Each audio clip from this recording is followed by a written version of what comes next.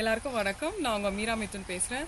So இங்கே பார்த்தீங்கன்னா ஃபுல்லாக க்ரீன்ஸ், எங்கே சுற்றினாலும் பச்சை பசேல்னு இருக்குது. நம்ம உழவர்கள்லாம் நம்மளுக்கு டெய்லி உணவளிக்கிற தெய்வங்கள்னு சொல்லலாம்.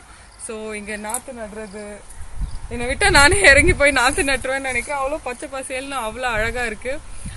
நம்ம உழவர்களை நம்ம காக்கணும், நம்ம நாடு வல்லரசு ஆகணும்.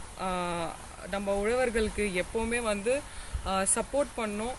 நம்ம அவங்களால தான் 3 வேளை சாப்பிட்றோம். அண்ட் இந்த மாதிரி பார்க்குறதுக்கே ரொம்ப அழகாக இருக்குது.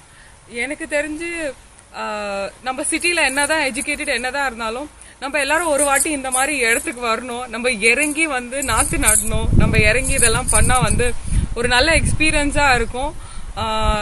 நம்மளும் அந்த எப்படி உழவர்கள் இறங்கி அந்த லைஃப் ஸ்டைலை நம்ம